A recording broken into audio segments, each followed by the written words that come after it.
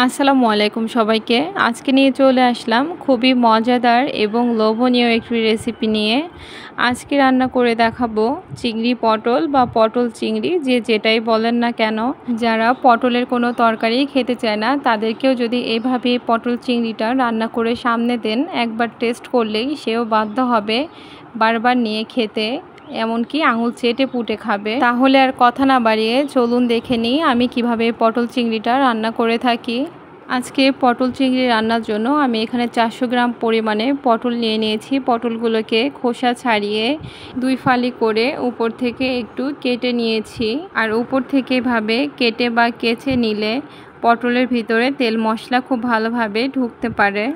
আর নিয়েছি চিংড়ি মাছ। এখানে আমি একটু বড় সাইজে যে চিংড়ি মাছগুলো থাকে সেগুলো নিয়েছি 500 গ্রাম। আপনারা চাইলে যে কোনো সাইজেরই চিংড়ি মাছ এখানে নিয়ে নিতে পারেন এবং পরিমাণটা আপনাদের পছন্দ মতোই নিয়ে নিতে পারেন। এখন হাফ চা চামচ হলুদের গুঁড়া দিয়ে চিংড়ি মাছগুলোকে হলুদের গুঁড়ার সাথে একটু ম্যারিনেট করে নিচ্ছি।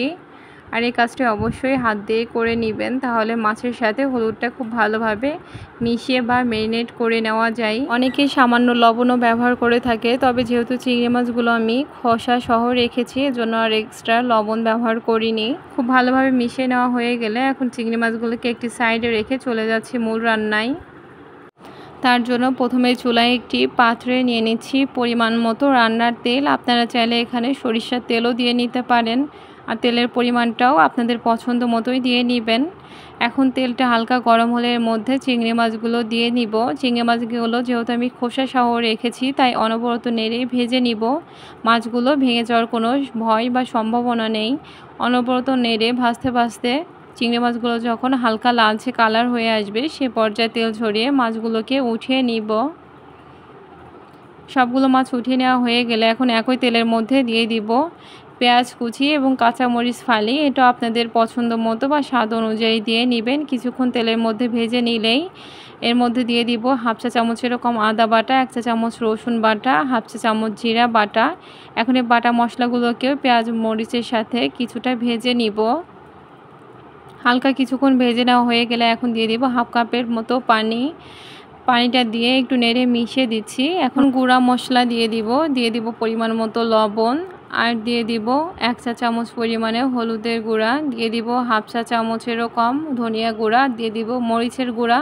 মরিচের গুঁড়াটা আপনাদের টেস্ট অনুযায়ী দিয়ে নেবেন। আমি 1 চা চামচ পরিমাণে দিয়েছি। এখন এই ভাজা মশলাগুলোকে খুব ভালোভাবে নেড়ে মিশিয়ে দিয়ে খুব ভালোভাবে কষিয়ে নিব।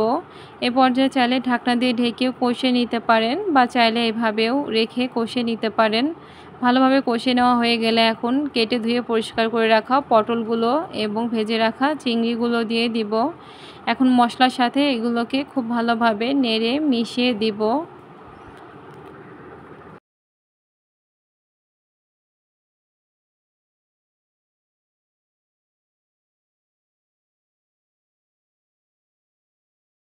ভালোভাবে নেড়ে মিশিয়ে দেওয়া হয়ে গেলে এখন ঢাকনা দিয়ে ঢেকে কষিয়ে নিব। কষিয়ে নেওয়ার জন্য আলাদা কোনো পানি ব্যবহার করিনি। 4 থেকে 5 মিনিট মিডিয়াম হিটে কষিয়ে নিলেই হয়ে যাবে। ঢাকনা খুলে যখন দেখবেন উপরে তেল ভেসে উঠেছে, সে পর্যায়ে বুঝতে হবে খুব ভালোভাবে কষিয়ে নেওয়া হয়ে গিয়েছে। এখন একটু নেড়ে মিশিয়ে দিয়ে এর মধ্যে দিয়ে দিব পরিমাণ মতো পানি, পটল এবং মাছগুলো সিদ্ধ হওয়ার জন্য। এ পর্যায়ে পানির পরিমাণটা খুব বেশি দেওয়া যাবে না, যেহেতু পটল খুব তাড়াতাড়ি সিদ্ধ হয়ে যায়, আর মাছ তো অলরেডি ভাজতে বা কষাতে গিয়ে সিদ্ধ হয়ে গিয়েছে। এখন মাছ এবং পটল সিদ্ধ হওয়া সহ ঝোলের জন্য একবারে পানি দিয়ে দিব। পরিমাণ অনুযায়ী পানি দিয়ে নেবেন। এখন পানিটা দিয়ে ঢাকনা দিয়ে ঢেকে দিব যতক্ষণ না পর্যন্ত পটল এবং মাছগুলো খুব ভালোভাবে সিদ্ধ হয়ে আসছে এবং ঝোলের পরিমাণটাও কমে আসছে। তবে মাঝে মাঝে একটু ঢাকনা খুলে নেড়ে দিতে হবে, যাতে নিচে লেগে না যায়। ঢাকনা খুলে ভালোভাবে নেড়ে মিশিয়ে দিয়ে আবারও ঢাকনা দিয়ে ঢেকে অপেক্ষা করতে হবে ভালোভাবে সিদ্ধ হয়ে আসা পর্যন্ত।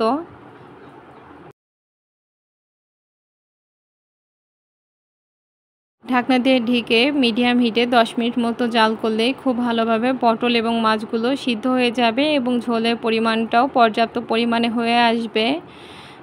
আপনাদের পছন্দ মতো ঝোল রাখবেন। এই পটল চিংড়ির ঝোলটাও কিন্তু খেতে অসম্ভব মজার হয়ে থাকে। এখন যে পর্যায়ে পটল এবং চিংড়িগুলো সিদ্ধ হয়ে ঝোলের পরিমাণটা কমে আসবে, সে পর্যায়ে এখন দিয়ে দেব ভাজা জিরা গুঁড়া 1 চা চামচ পরিমাণে। ভাজা জিরা গুঁড়া দিয়ে এখন খুব ভালোভাবে নেড়ে মিশিয়ে দিচ্ছি। ভালোভাবে নেড়ে মিশিয়ে দিয়ে এখন চুলাটা বন্ধ করে দিব, কেননা ভাজা মশলা দেওয়ার পরে জাল করলে ভাজা মশলার ফ্লেভারটা নষ্ট হয়ে যায়। এখন এই পটল চিংড়িটা আপনাদেরকে পরিবেশন করে দেখাচ্ছি। আমি গরম অবস্থাতেই আপনাদেরকে পরিবেশন করে দেখাচ্ছি। দেখে নিশ্চয়ই বুঝতে পারছেন তরকারি থেকে এখনও ধোঁয়া উঠছে, আর ঝোলটা মাশাআল্লাহ কতটা সুন্দর হয়েছে দেখে নিশ্চয়ই বুঝতে পারছেন। আর এর টেস্ট না খেলে বোঝানো সম্ভব নয়। যারা খেয়েছেন তারা তো জানেনই, আর যারা খাননি তারা অবশ্যই একবার হলেও ট্রাই করে দেখবেন। আমার বাচ্চা ছেলেটাও এর ফ্যান হয়ে গিয়েছে। তরকারিটা খেতে এতটাই মজার হয়ে থাকে। যারা খেয়েছেন তারা আমাকে অবশ্যই কমেন্টে জানাবেন যে আপনাদের কাছে কেমন লাগে। আমার রেসিপিগুলো ভালো লাগলে আমার চ্যানেলটি সাবস্ক্রাইব করে দিবেন আর পেজটি ফলো করে দিবেন। সবাই ভালো থাকবেন, সুস্থ থাকবেন। সবাইকে আল্লাহ হাফেজ।